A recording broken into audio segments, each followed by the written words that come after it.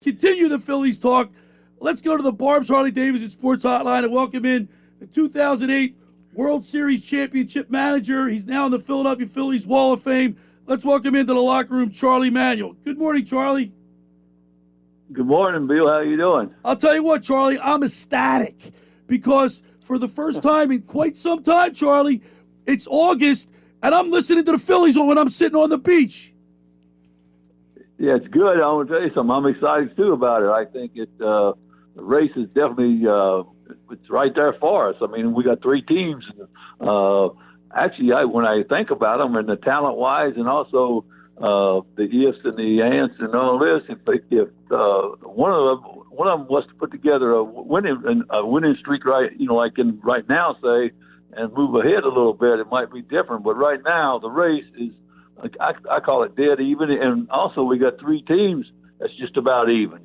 The Phillies, once they get Eflin back and they got Suarez in the rotation now, and they traded for Gibson, and the pitching should be really good down the stretch for them, and of course we'll get some our relievers back. We got two or three relievers that'll come off the DL and go back in the bullpen. That's going to strengthen up our pitching, hopefully. And we got to get Reese Hoskins back. Outside that, we got to play better defense. And I don't see why we can't do it. And also, I don't understand why it shouldn't be us that wins. We got a good team. The Mets got the same problems and situations that we got. So is Atlanta. And it's going to be really interesting down the stretch. Yes, it is. I'm pumped up now, Charlie. Before we get into more conversation, I want to just take the time to thank you for bringing a championship to Philadelphia. I will never forget that. I know when you're growing up, I remember the 1980 Phillies, the 73 Flyers. That stuff will be etched in our mind. I know when you first got to Philadelphia, the media was tough on you, and people were skeptical. But now that you won the World Series, you can walk on water in Philadelphia. Yeah, I tell you, I want to tell you something. Of course, I make my permanent home in Winter Haven, Florida. Uh-huh. But when I come to Philadelphia, when I'm down or something like that, and I come to Philadelphia, I definitely get picked up. I definitely get a lot of attention. And actually, I cannot tell you how I accept it. And I'll tell you something. It's unreal, really. Yeah, we last night, my co-host and I, Scotty McKay, we called the South Jersey Lifeguard Championships, and then we went over to the greenhouse in Margate. We ran into Tommy Green. Tita Green was there last night, yeah. and he had a gang of people around him, and people remember that no-hitter. Right, exactly. Unreal. All the years I've been in baseball, I actually can say this, and all the places I've been, and I was in Cleveland for quite a while. I was in Minnesota for a long time, and the Philadelphia fans, without a doubt, are the best fans I've ever met and ever been around, and it's unreal, really. I mean, and you can tell at the ballpark now they're getting a lot of energy, and it's louder, and our crowds are getting bigger now, and everything, and we're right back. Actually, we're right in a position where we want to be. I said when the season started, if we could stay even with the league, like when we got to the All-Star break or the first half, that we would definitely get a good chance to win, and we can control our own destiny too. We're talking with Charlie Manuel, former manager of the 2008 World Series championship team. You can catch him on Down the Line with Larry Boa. That's got to be a lot of fun. But Charlie, I wanted to talk about last Sunday. You guys had the reunion weekend. Of course, the Phillies retired the number 34, Roy Halladay. Talk to us a little bit about what Roy Halladay meant to you and the team. I want to tell you something. I actually feel I got to know Roy a lot better. After when I came off the field. Like when I was in Clearwater during the summertime. Roy and I used to eat lunch a lot at our rookie ball team and our Florida State League team. And I saw him just about every day, and I got to know him real well. And he was a great friend of mine. I have a lot of respect for him. And then I'll get back to the real thing is pitching, and the only way I can explain it to you, because everybody talks about it and what they say is true, but he was a big time fighter. You know, like he'd come at you. He wanted to be in the best shape he possibly could be in. He wanted to be the strongest guy on the field, and he was so determined that, you know, like on days he pitched, just give him the ball, let him go out there and pitch his own game. And, you know, like he was that good, really.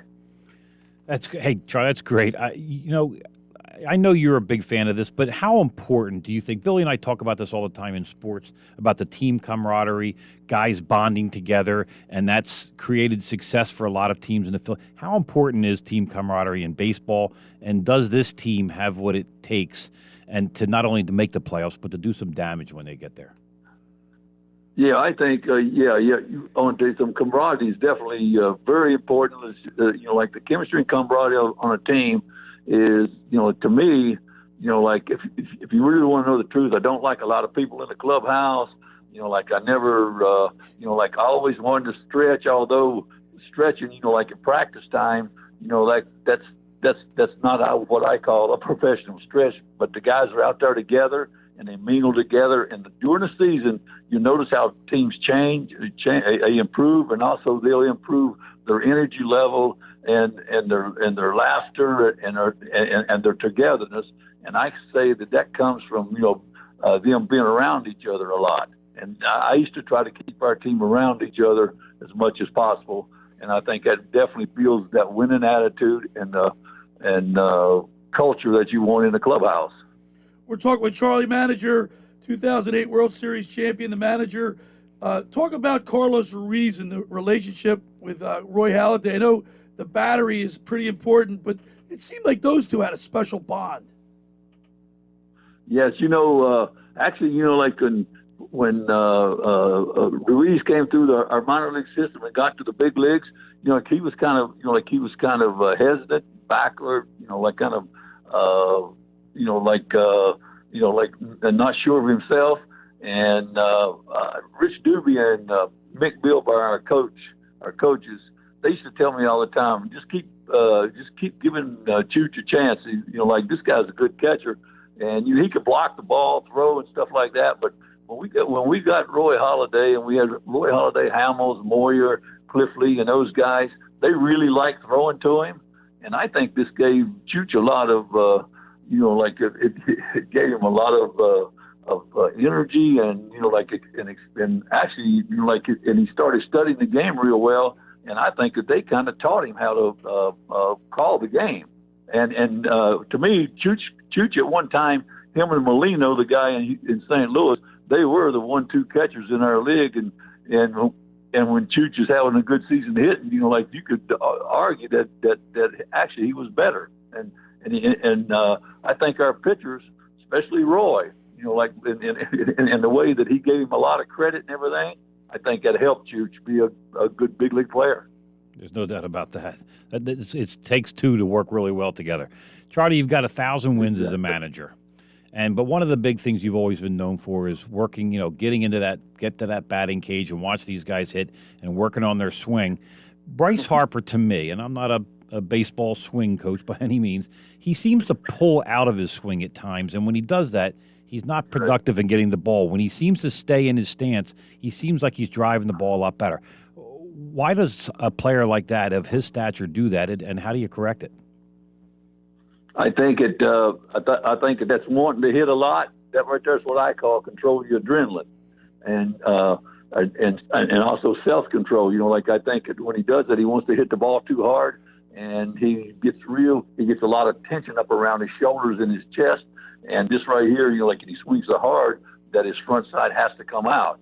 I think if you notice him in what I call when he's stroking the baseball and his hands are free and the barrel of his bat is free to hit the ball, like the home runs he hits to left field, just nice, easy line drives. But he puts a real nice swing on the ball, and the ball jumps. He doesn't know his own strength. And, like you see, I think one of the best games I've seen him have this year was he went 5 for 5. He hit a home run in that game, but every ball he hit, he hit it hard. And he hit a couple of them to left field, one of them to center, and two of them to right center. And he was just nice and easy and free.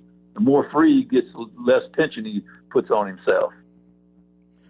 Charlie, talking about Zach Wheeler, Last Sunday, he pitched in the game, the retirement game, and he pitched almost like he had a great pitching performance, almost Roy Halladay-esque. What do you see? Any comparisons that you see between Zach Wheeler and Roy Halladay? I see when Zach Wheeler is attacking the hitter, like when he's what I call mean or tough that day or something like that. Like he's got his tempo and rhythm on the mound going. He gets the ball. He's sure of himself. He doesn't give hitters a lot of time to think. And he could command the game. He can either take it up or down. Like Halliday he was a genius at it. And when Zach is on, he can do all of that.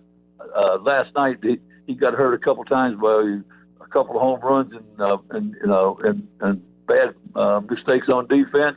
But now Zach Wheeler is the real deal. I want to tell you something. He is definitely going to get some votes for the Cy Young. And Charlie, what do you think about Aaron Nola? I mean, he's struggling a little bit this year. He hasn't pitched the way we're used to seeing Aaron Nola, at least in the first half. Usually in the second half, he has he kind of he slumps a little bit in September. What do you make of Aaron Nola? What do you see with him this year?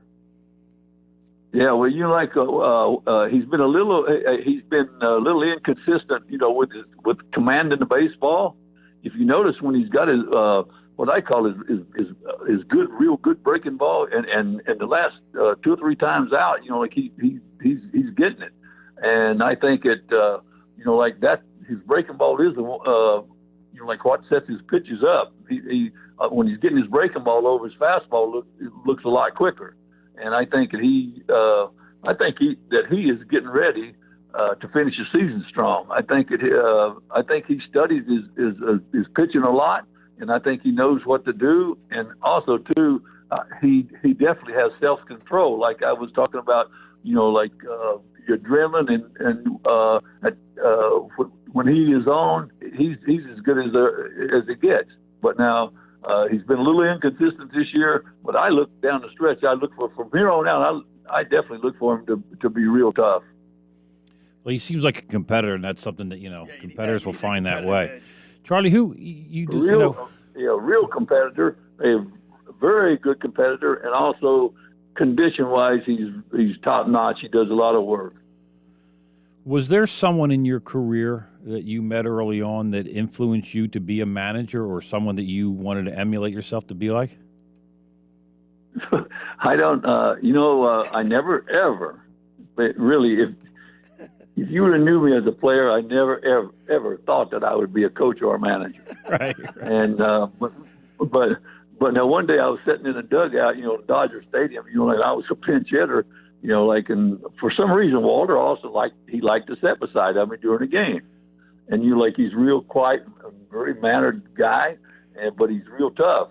And he sat there, and I remember we made some mistakes on the field, and and for some reason he sat there and he looked at me and he says, "One of these days, kid, you're going to be a manager." I'm going to be a manager, and he says, "I'll give you a little word of advice." He said, on every team, he says, there's losers. And he said, make sure that you weed out your losers. And I was about 32 years old, and I thought he was talking about me. Really, and I'm thinking to myself, he can't be talking about me, telling me to quit. But really, I remember that, and, I never ever thought that I would be a coach or a manager. But once that I got out of the game, I was only out of the game for about 3 or 4 months, and that was in the winter time. And when George Brophy, guy with Minnesota, who was back then was the president of the team and head of the organization, when he called me and offered me a job, I cannot tell you how happy I was, and, how I wanted to go to spring training, and be around the game. And then in spring training, of course, I managed 10 years in the minor leagues, and I used to have chances, to be a coach in the big leagues, but I liked teaching, and, and also I liked the managing part. And, when early in my career when I worked in the minor leagues, of course, for 1 or 2 years, like when someone would offer me a job or something, and I'd only worked that long, I would, like I didn't really want to go to the big leagues. I wanted to make sure that, that I could produce at the major league level, and do my job and know my job, of course. Well, Charlie, we're sure as hell glad you went the managerial route. You gave us memories that'll last a lifetime, and we're so happy that you made that decision. And thank you so much for taking time Saturday morning to come on the show. You're not a loser anymore, Charlie. You're a winner now, and Philadelphia is proud to have you. I want to tell you guys something.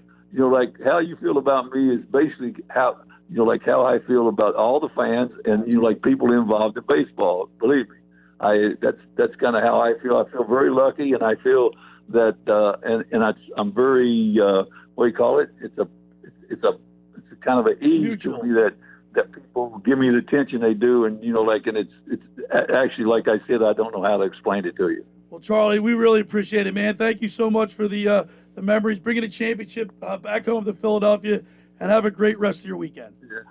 Well, I just got one last thing. I said, it's been a while since we won one, so, why don't we go get one this year? Hey, I'm with it. I'm Sounds all excited. good. It's August 14th, and we're talking baseball. All right, Charlie, thank you so much. Yeah. We'll do it again. All right. There he is, Thank you, Charlie guys. Manuel. See you, That's on Charlie Manuel on the Barb's Harley Davidson Sports Hotline.